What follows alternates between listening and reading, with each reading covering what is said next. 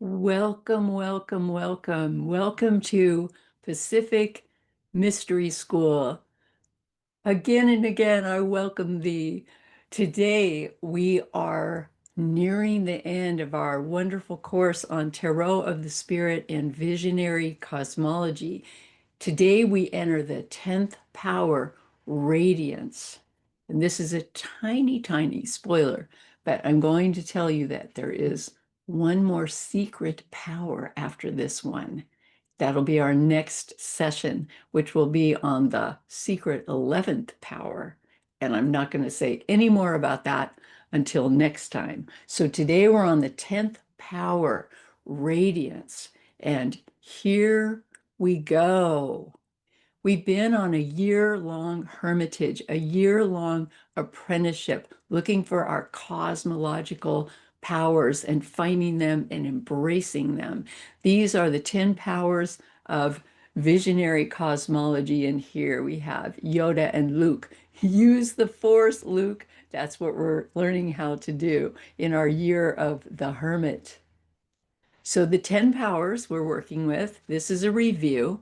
Number one, centration or origination, which goes on the number one position on the tree of life. Number two, attraction. Number three, creation. Number four, stabilization, which is about order in the cosmos. Number five, cataclysm, which is about chaos and disruption. Number six is synergy. It's where everything comes together in new ways. Then number seven is a vision quest. And in this vision quest, we glimpse eternal reality. And what happens with that is it causes a transmutation within our being. Then in eight, symbolization, we try to extract some of the symbols from our huge transmutation so that we can share those with the world. And then number nine, we absorb everything that's happened into our subconscious. And even as we do that, it becomes absorbed in the collective unconscious, that subconscious that is shared by our entire species. Then in the end, whatever we are absorbing is what we radiate out into the world. And that's where we are today, inside the power of radiance, number 10. These are the 10 powers as Yoda powers. These are the powers that we're working with to wield our powers in the universe. Power is zero, which is above, below, all around, and inside of everything. Power zero. You are living universe with universal powers. You are living universe. And upon this, everything else is based. Number one, you are unique, a specialized spark of universe, never to be duplicated. Number two, your attractions, your desires, your passions illuminate your cosmic powers and contribute in contribution to the universe. So it is critically important that you follow your dreams, follow your attractions, follow your dreams, because that is going to lead you into giving birth to something new. Number three, creation. Create creation. Your creations create the future of creation. So create, follow your dreams, your desires, and create out of that. Power number four, stabilize your creations so that they can endure the best they can. However, even the best laid plans will get interrupted. They will get disrupted. So number five, when change happens, release, redesign, and create anew. Then number six, walk in beauty and leave beauty where you pass. Seven, that's the place of that eternal reality. Transcend and transmute. Seek a greater way of knowing. And this is known in the Western mystery tradition as the great work. Hone your knowledge, symbolize what you learn, package it, and with that knowledge, toss it out. I call it lobbing fireballs out around the planet. Lob the fireballs and seed the future with what you know and with what you are learning.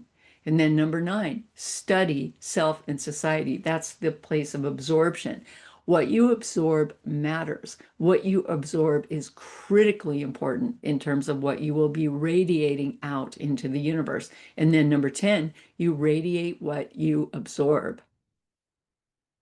Yoda, we're in our Yoda powers. Well, what does that mean?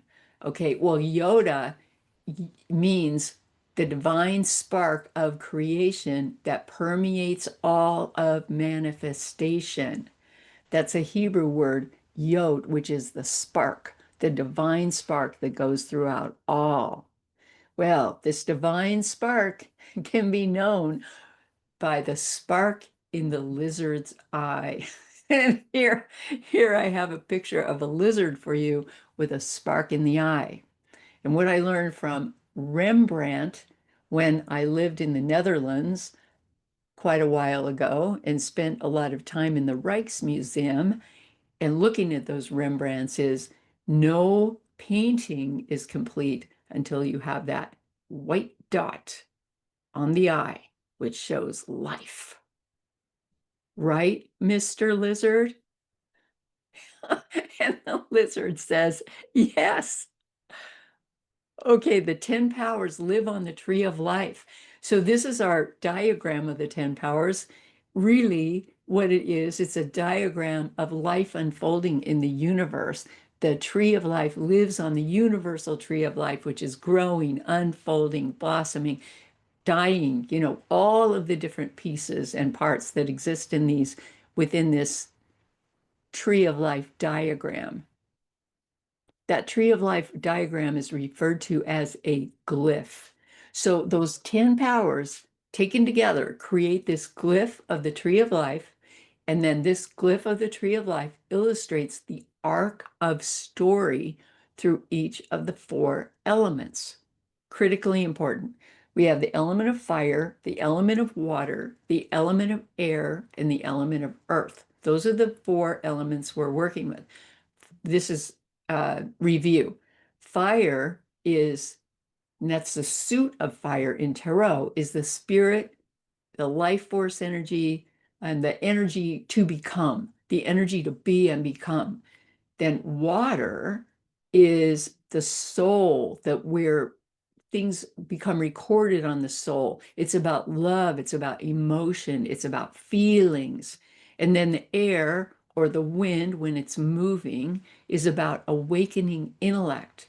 It's about consciousness, it's about mind, it's about analysis, what we make of things. Then earth, manifestation, earth is about embodiment, where in that 4th suit, the suit of earth, we embody the fire, which is life force, the water, the feelings, the air, the mind, the intellect, the consciousness, and then we embody that as manifestation. So these are the 4 suits of tarot, and each card in Tarot of the Spirit is contained within the tree of life and also contains the tree of life. As I believe you know, every one of these cards in our tarot deck is painted upon a diagram of the tree of life. So all of it taken together is like a hologram. It's holographic. It's within and it's without all at once. In each stage of this story, which goes from 1 to 10, consciousness awakens. It awakens first in that origination, and then it goes into attraction, creation, and so on, step by step. Consciousness, here is the definition that I created for you for today. This is my definition for today of consciousness. Consciousness is the moment in which the interior meets the exterior and awakens to the possibility of recognizing its own self. It awakens to the possibility of reflecting upon its own being, which I consider to be absolutely amazing that we have the power to recognize ourselves and to reflect on our being as cosmological beings.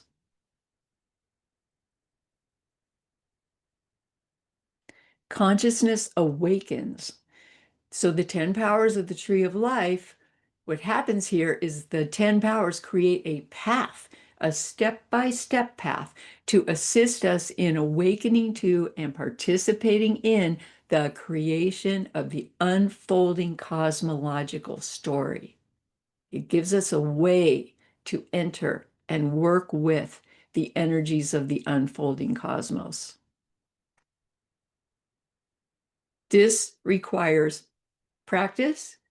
It requires knowledge, looking in, finding, and practicing. So 10 is, I was thinking of the study of 10 as reps.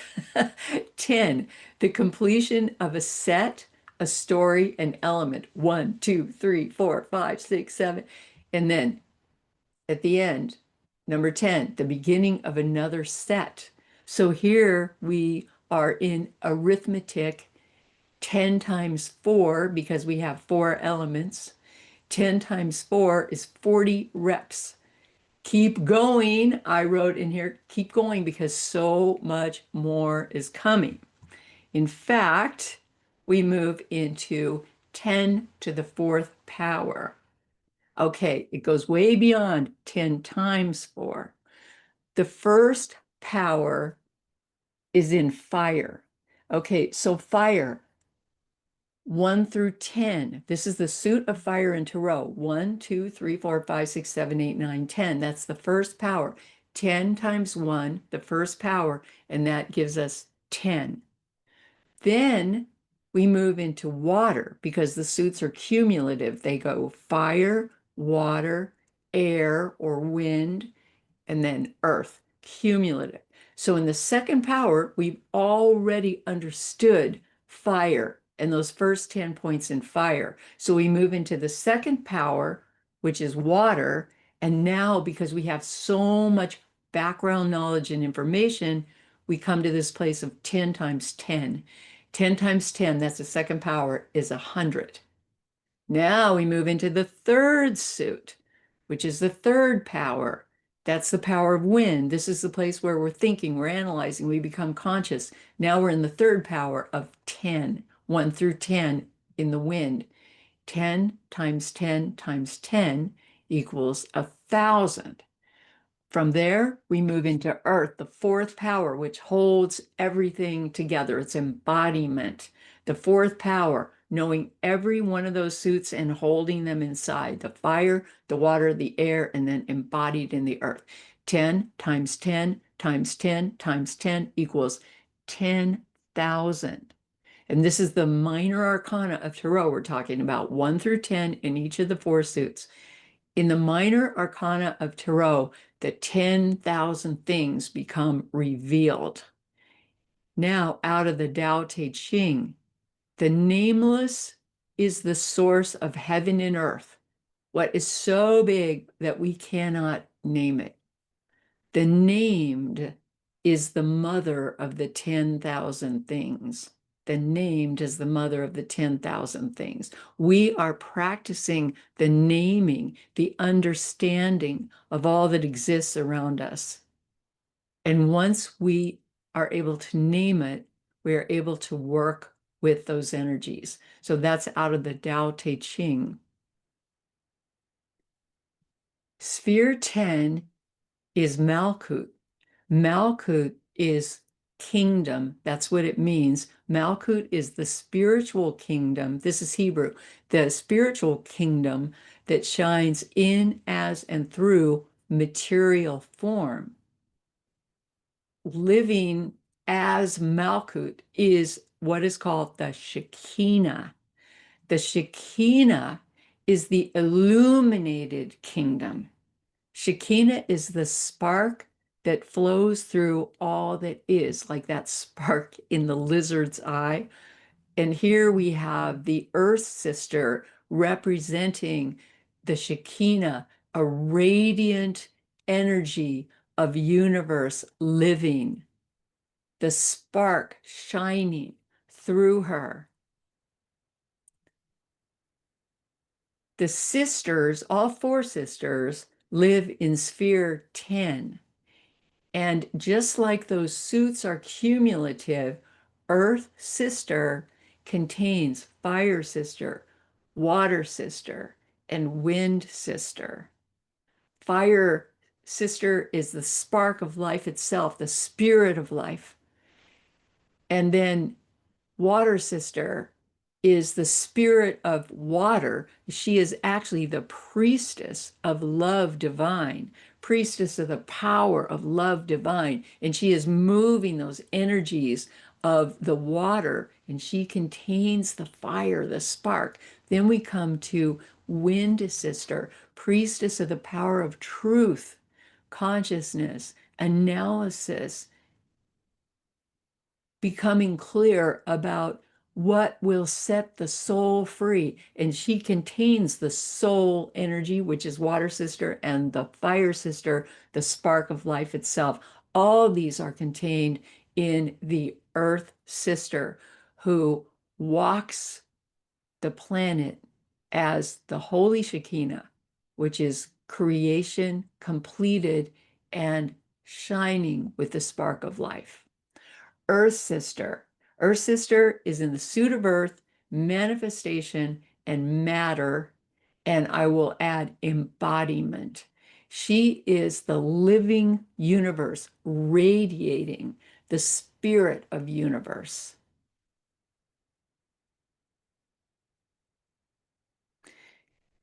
The number 10 also relates to the major arcana, and this is numerologically speaking. The Fool, which is 0. Okay, how does that relate to the 10? Because they say the 10 is composed of the 1 and the 0, and it can be read in either direction, 0, 1 or 1, 0. And it's repetitious too, 0, 1, 0, 1, 0, 1, and it continues. So the Fool is 0. That's all possibility. The Magus is the 1. That is original embodied reality, you might say. And then the wheel of fortune, is how the original being holds what is happening and changes it, turns it, and learns that the wheel of fortune is contained in our own hand, but it is also outside of us, as there is so much that we cannot control or we don't know what it is. So it's a co-created work to create in this cosmos.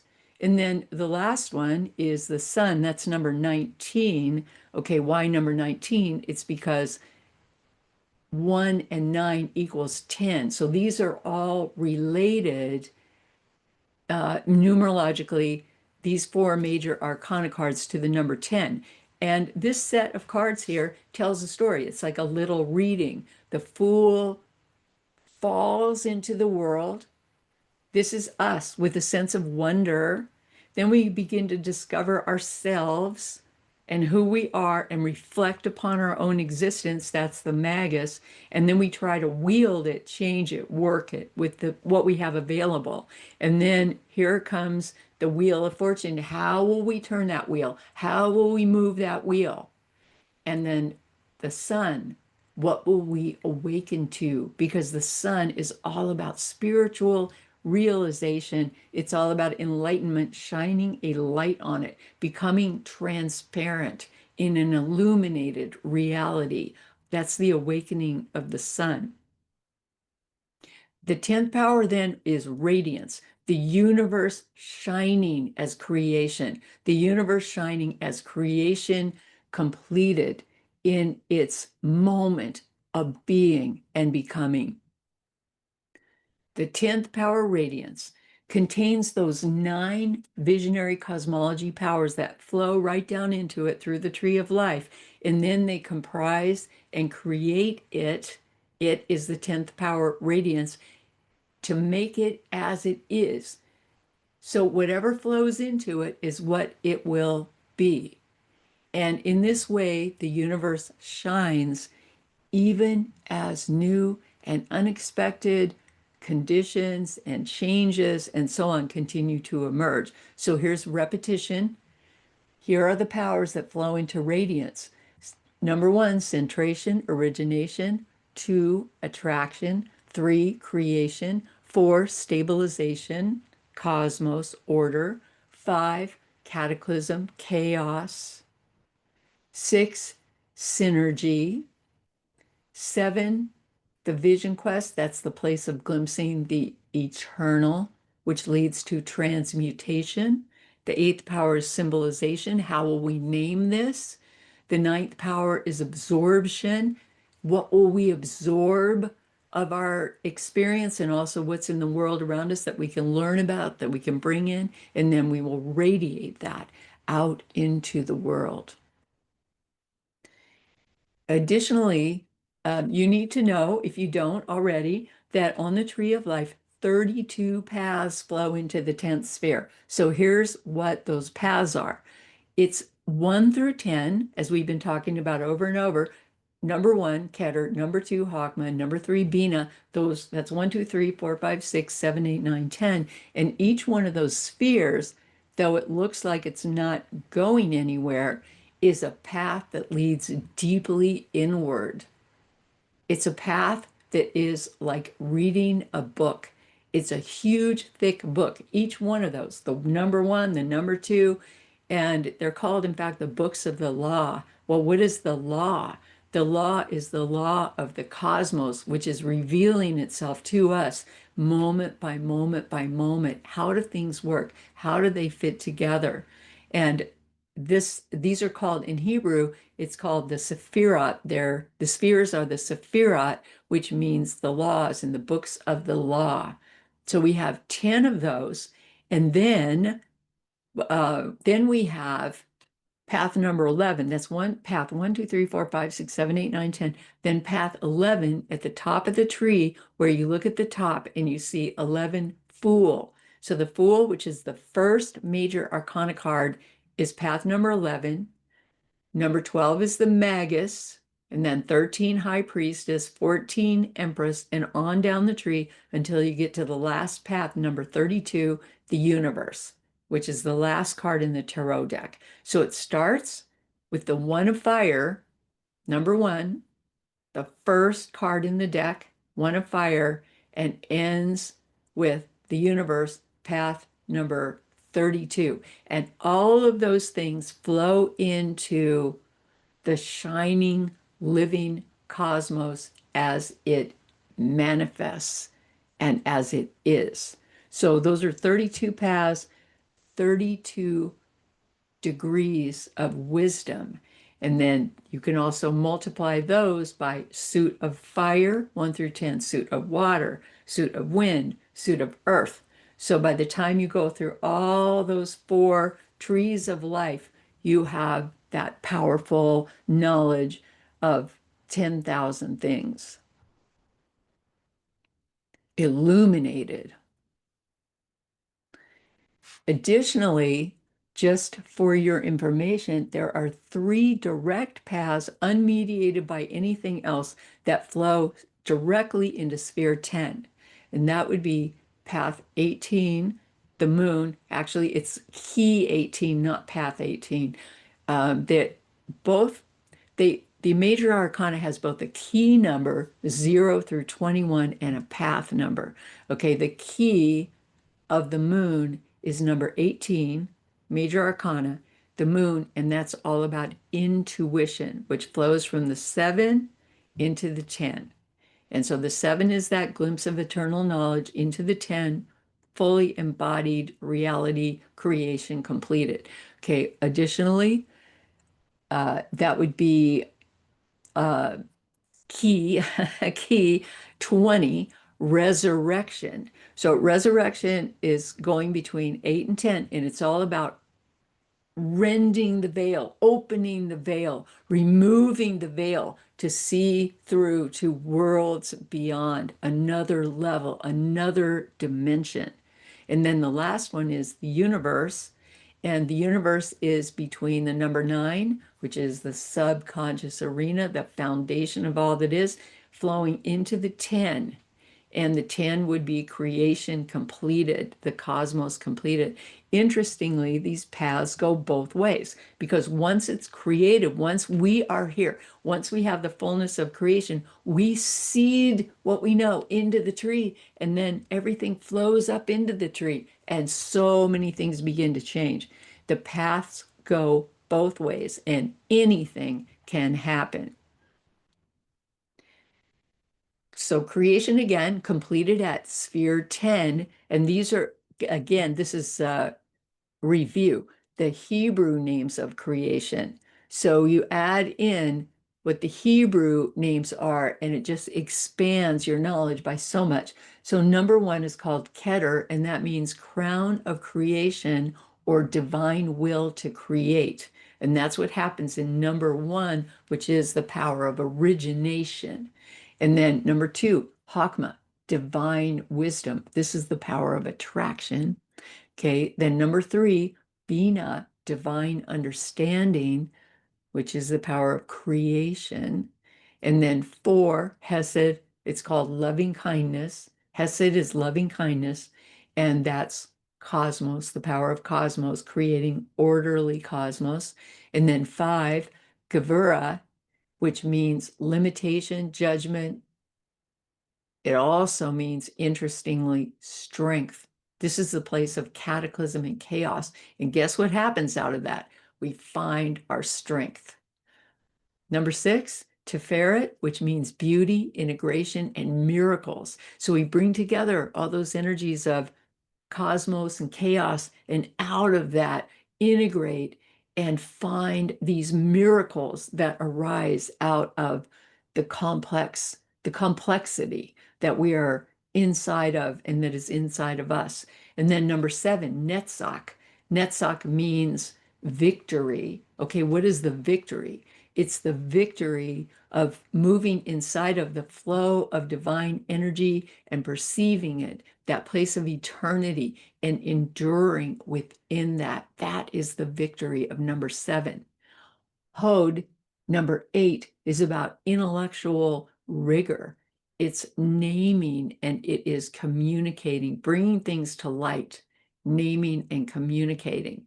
9, Yesod, is the foundation upon which the world is built. It means foundation in Hebrew. We're also looking at it as the subconscious container of all that is, out of which the world arises. Okay, and then Malkut, the kingdom. It's the shining kingdom, the kingdom of matter, and it's called the world.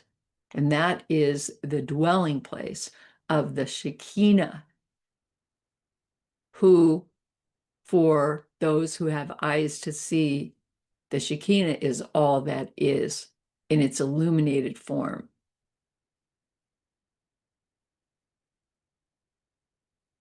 Shekinah, cosmic radiance, shining as what is called the garment of the living cosmos. So the garment is like the covering. It's like when you look at a person and you see the way that they look, or you see their face, or you see their eyes, that's called the garment. That garment holds everything with regard to creation from the very beginning. And the garment is the beautiful, radiant, shining garment. And everywhere we look, we can see it if we have the eyes to see. What we see is truly what we look with, and that is about conditioning ourselves. It's a spiritual practice. Radiance, the word, radiance. So rad or rad is from the Latin root, rad meaning root and also ray. E, the I, means from within or from the inside, and ants means from the Latin antia, meaning action, process, quality, or state of being. So the cosmological power of radiance is the way the universe or an aspect of the universe emerges and radiates from and into the pan-original field, the all-originating field. And I just want to make a note here that each of these powers has an intelligence associated with it. It's called an intelligence. That's different than the name of the power. It's an intelligence. And the fifth power, I just want to mention the fifth power right now, because the fifth power is that place of cataclysm and chaos. Well, the intelligence of the fifth power is called the radical intelligence. Interesting, it's got the same root, which is rad. It's the root and it means root. And so in the five, when things come into chaos, it activates the radical intelligence, the root intelligence of our being. So when things go into chaos, the root is activated, and then it's going to lead us eventually to this place of radiance. The cosmological power of radiance is the way the universe or an aspect of the universe emerges and radiates from and into the field. Radiance in the universe, every form in the pan-originating, all-originating field absorbs the energies of the field and transforms those energies and then emits and radiates the transformed energy out into the field again, back into the field, which transforms the field. And three examples of radiance in the universe. This is out of the book Visionary Cosmology. Three examples are light, gravity, and sound. There are many more types of radiance, but these are three. Okay, light to begin with. Light as radiance. So stars radiate due to the process of fusion. Heat and pressure is the main activity here. In heat and pressure, hydrogen atoms bind and fuse into helium, becoming helium. And this process creates the release of vast amounts of heat and light.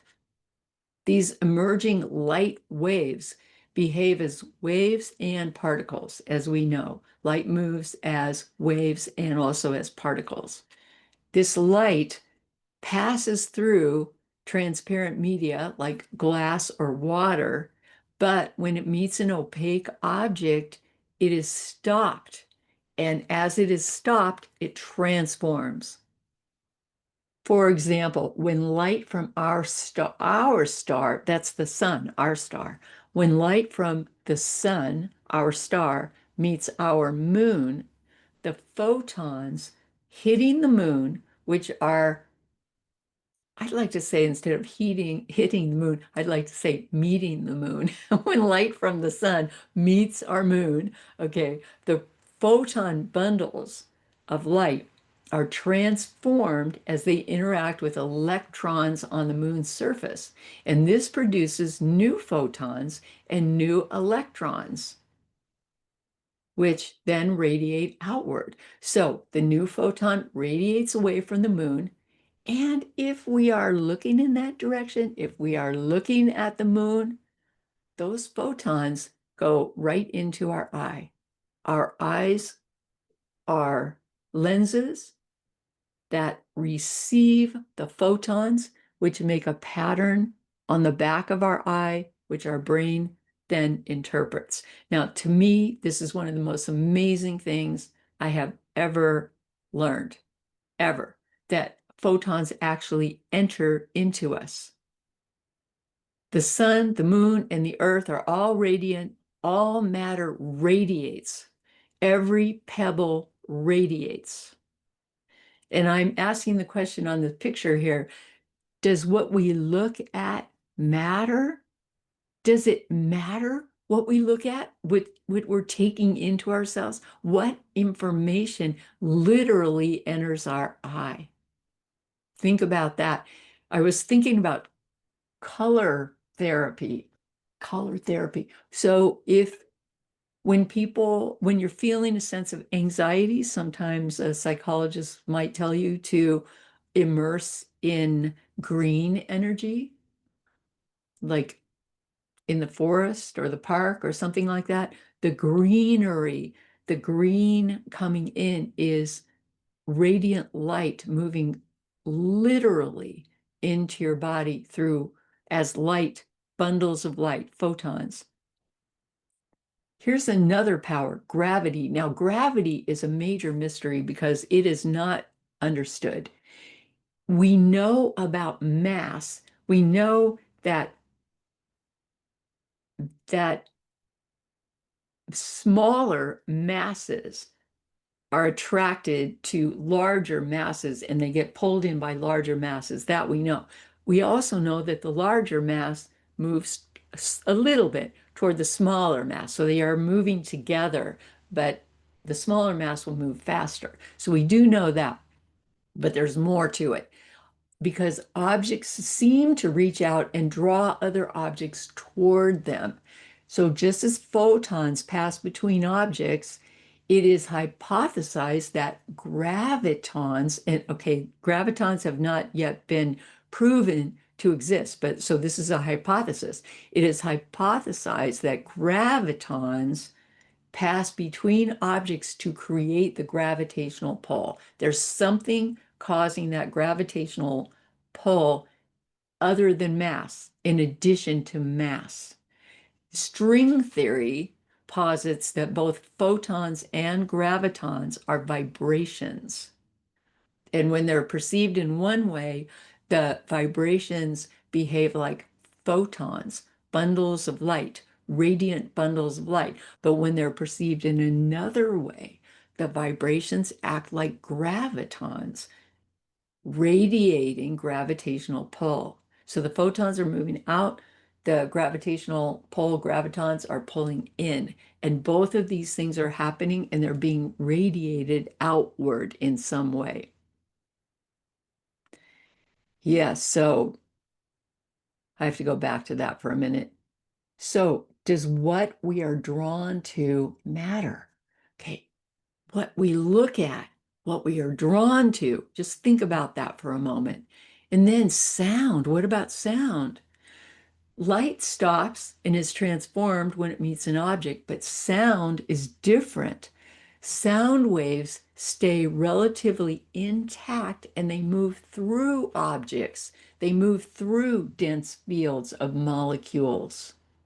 Sound is caused by a changing state at the source. And what this means is a tree falls in the forest, crashes in the forest, and the surrounding molecules are excited.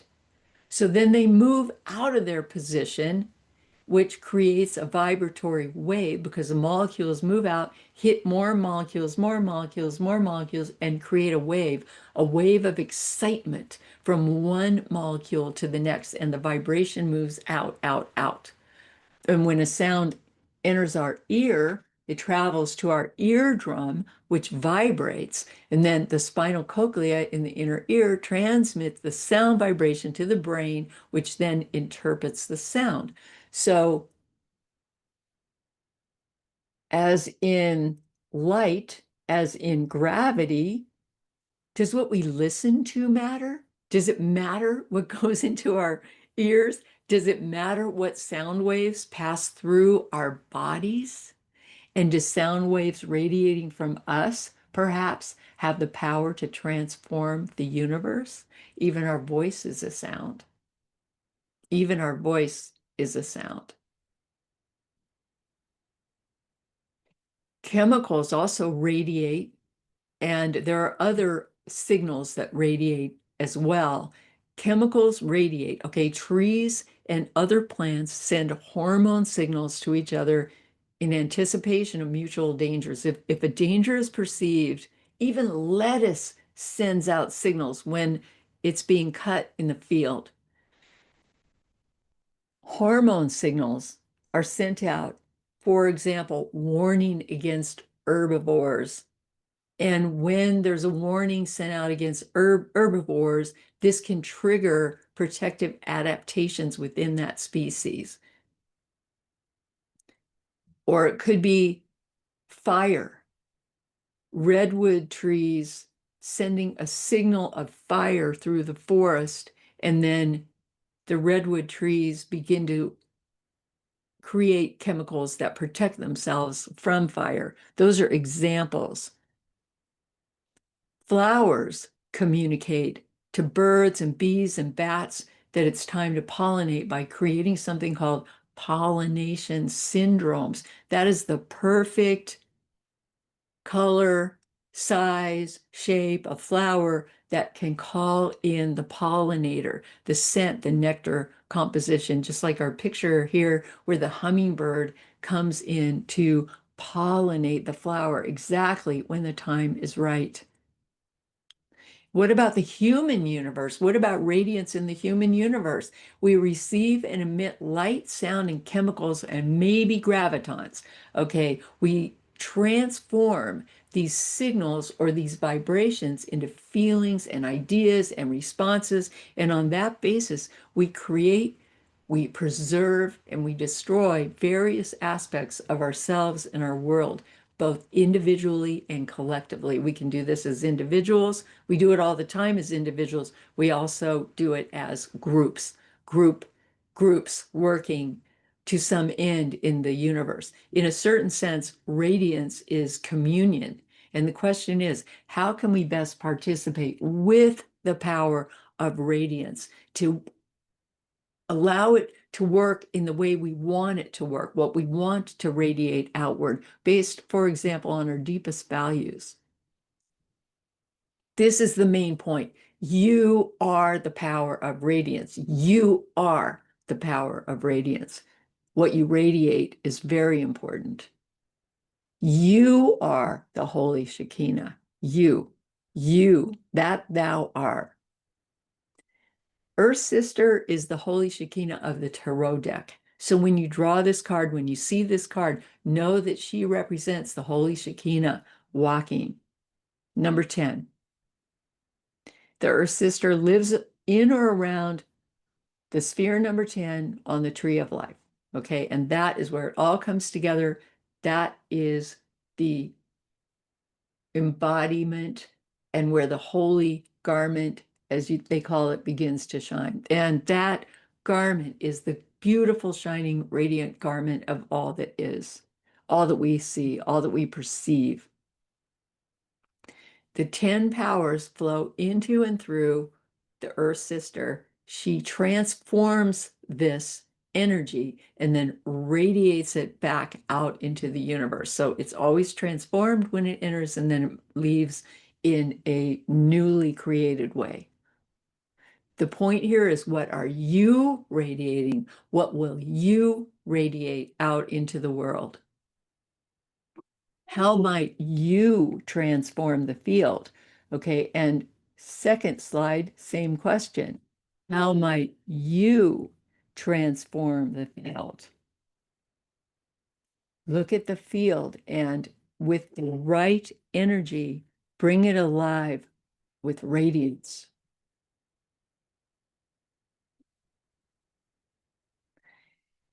And here we come to the Earth Brother, who is moving meditation. That's one of his names, moving meditation. And here is a Hasidic saying: when you walk through the field with your mind pure and holy, then all the sparks of all that is jump out and cling to you and become a holy fire burning within you. That is my version for you for today. And for another version, you can look at the book Earth Prayers, a beautiful book from the early 1990s by Elizabeth Roberts and Elias Amadon. And it's beautiful poetry. Highly recommend it. These are the sparks coming out and clinging and becoming the holy fire burning within. Tarot also is a radiant tool. It comes alive as the wheel turns, and we learn how to turn the wheel of 10 in this co-created, mysterious process.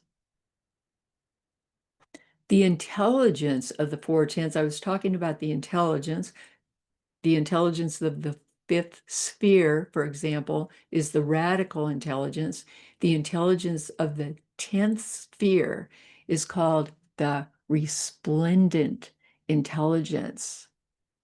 And again, it's said that 10 can be read from either direction, 1 to 0 or 0 to 1, and it's repetitious.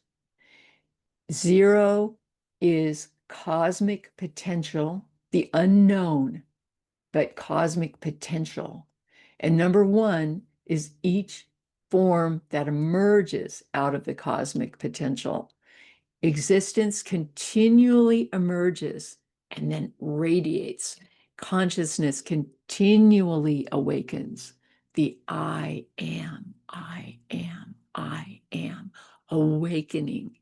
10 is the resplendent intelligence, ever emerging, ever awakening.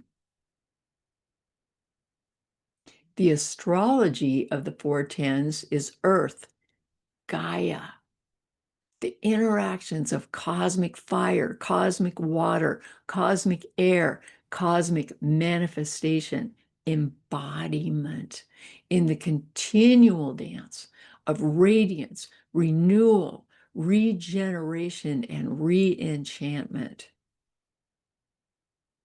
In the spiritual experience of the 10, each of these spheres also has a spiritual experience associated with it. And the spiritual experience of sphere 10 is universal communion. And what is that? The realization of the seamless interplay between the consciousness of the original one, the original centrated being of number 1, the beginning of manifestation, and the eternal cosmos, which is all potential. So we have the communion of the 1 and the 0, which is the all, and the 1 continually moving out of the all, moving in and out of the all. Cosmological consciousness is all pervasive through all potential. 10 represents the completion of a series, which is an arc. And I want to talk more about this. This is so important. And the number 1 within the 10 is the beginning of a new series or an arc. And a 0 is arcing into the unknown. Once we get to number 10, we're finishing something and something new is awakening. Each of the four tens completes their own individual respective suit, which is a series of actions or a story also with an arc. So 1, 2, 3, 4, 5, 6, 7, 8, 9, 10 within each suit creates an arc of knowledge and knowing. The fire, the water, the air or wind, and the earth. So it's an arc in spirit, an arc in heart, an arc in mind, and an arc in body. This elemental wisdom is the fire, water, wind, and earth. It's all about completing an arc and then entering a new beginning. And just to give you more information about what this means, I want to just take you through a story I'm making up right now. It's only one aspect, but it's a love story in water. So I made this up just for you today. And I also want to tell you that for everything I write and almost everything I think, I'm thinking about this arc. You can find this arc, the 1 through 10, in just about, if you look at anything I've written, I think you're going to be able to find it, because this is my favorite way of writing, is to look at this flow of energy, because it works. It's a flow of energy that exists in the world. So here's an example, a love story in water. So first at the 1 of water, so these are the cards: 1 of water, 2 of water, 3 of water, okay, and so on, all the way up to the 10 of water. So at the 1 of water, the centration or origination, that's the first power in water. There's an awakening to the self and the possibility of receiving love. That's the open channel card. It doesn't matter right now what the title is, it's opening to receive love. The individual opens to receive, but to receive love in my story here right now. The two of water, attraction, encountering the other or falling in love. Now, this doesn't have to be about a human. I'm making this about falling in love with a human to illustrate the story, but I very often think of two of water attraction, that's called the sacred chord, of something like girl meets violin. What happens? Something like that. Okay, but now we're going to have awakening to the possibility of receiving love. And then number two, encountering the other and falling in love. Falling in love. And then number three, creation. Three of water. Love streams throughout this newly emerging world of love created by the two lovers coming together. A whole world is created in the three. Four of water, stabilization, stabilizing the cosmos of love. The lovers create a world based within their love. But best laid plans, hmm. Five of water, cataclysm, chaos. One lover drifts away from the lover's world. Terrible sorrow. Okay, six of water, synergy. The lovers seek to recover the world they made. Maybe they maybe they seek counseling or something like that. Now they're going to try to recover what they had. Seven of water, transmutation. That's the glimpse of the eternal. The lovers realize they can't go back. They can't, it's not going to be what it was. They can only go forward into the unknown future. Eight of water, the power of symbolization. Each lover goes inward, seeking to name the way. I need to find my way, let's say, within the relationship. I need to find my way that's going to work for me, and maybe we'll find a way together. Then we get to the nine of water, absorption, where the lover realizes, or maybe both of them realize, that the ultimate love is compassion. That changes everything. It's a very high form. Then we get to the 10 of water, radiance. It's the fountain of love. The lover falls in love with all that is.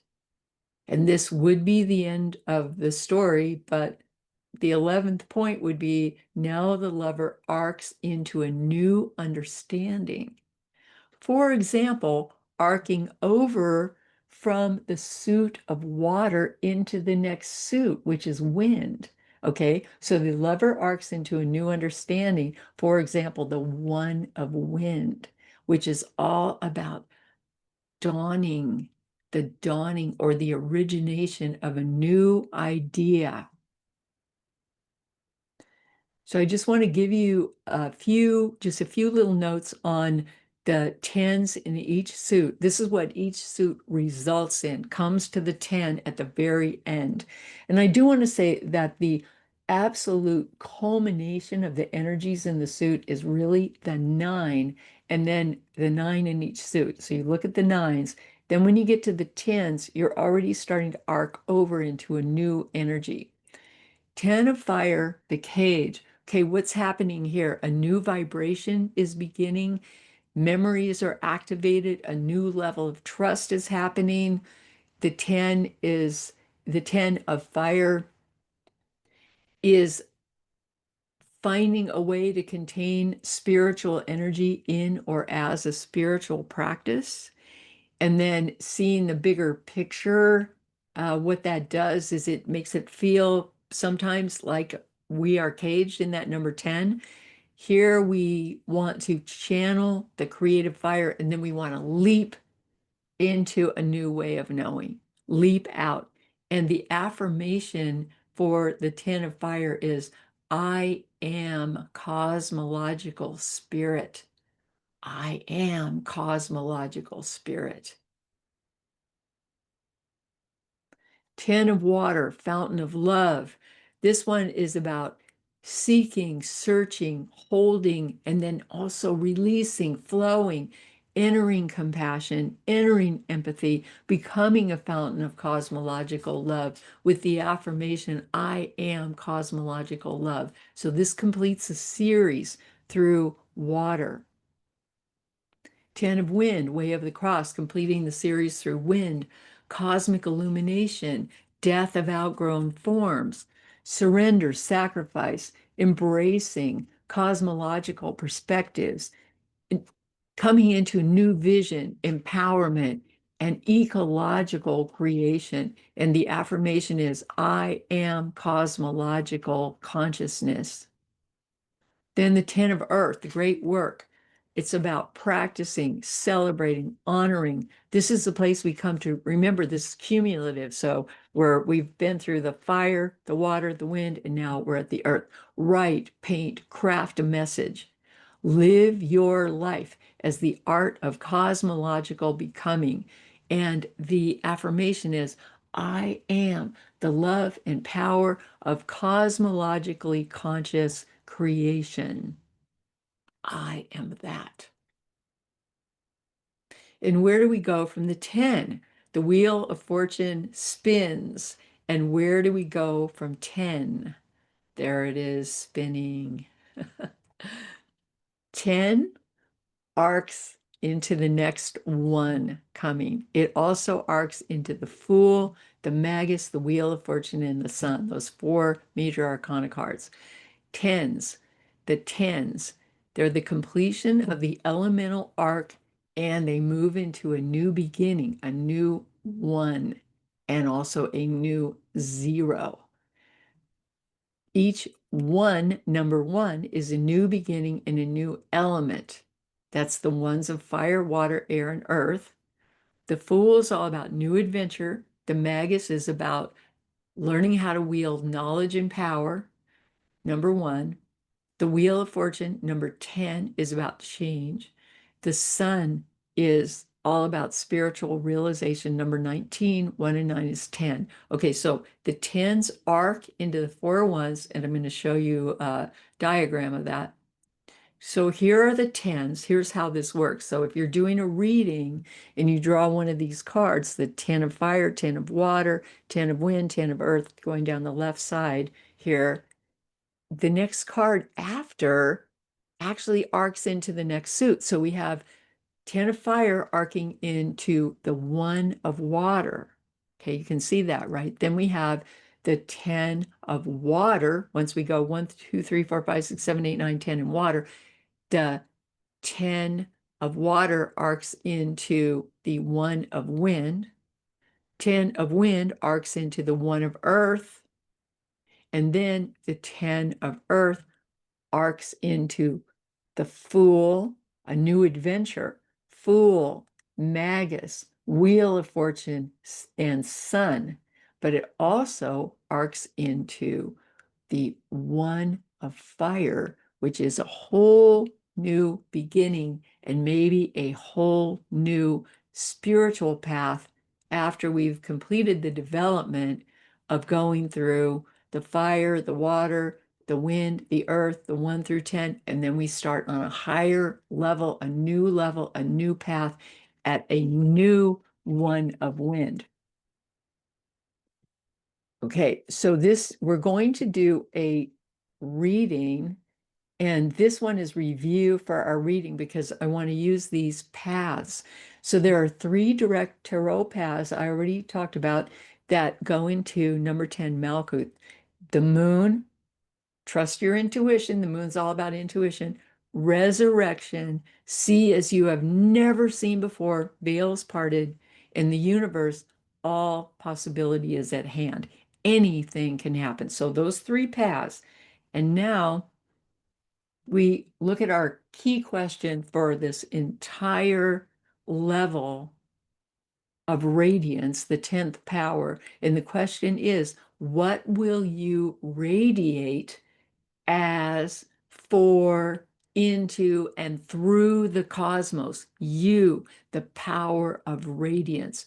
What will you radiate as, for, into, and through the cosmos?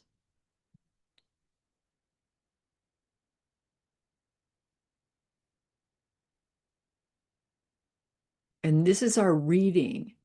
How and what will you radiate? So in our reading, we have the moon, resurrection, and the universe positions, and then we have other positions. So I'm just going to walk through this with you, and then I'm going to go ahead and finish this lecture, and you can come back and pause on this place and do this reading. Okay, so card number one, you see that they're numbered 1, 2, 3, 4, 5, 6, and 7. The cards are face down, they're numbered. You shuffle the cards, you put them out in this number system here. So card number one represents Netzach, sphere number 7. And the question is, what cosmological or eternal vision is being revealed to you now? Okay, that's our vision quest place, Netzach. Then card number two, Hod, which represents sphere 8. How will you name the nature of your world? Then card number three, Yesod, sphere number 9. That's the subconscious. What subconscious knowledge is arising within you? Card number 4, the moon. What instinctive, intuitive, or psychic knowledge is guiding you? Card number 5, resurrection. What new world is being revealed to you? Or what new dimension? Or what new reality? Then card number 6, the universe. What new possibility is before you? And then card number 7, Malkut, and this is the place of radiance, the last card. What wisdom will you radiate into the world? And you can see the diagram of the tree of life right there. Now, as we did this reading, and I did this reading with a number of people on the number 7, some of us, including me, drew a 5. So I just want to say something about this. We drew a 5 for what will we radiating into the world. Well, that 5, who wants to radiate that into the world? What's that? Spiritual struggle, broken heart, fear, and the low point on earth. Those are the 5s. What will you radiate into the world? Okay, so when you do a reading like this, what you need to look at is the cycle of that 5, because the 5 energy is existing all around us.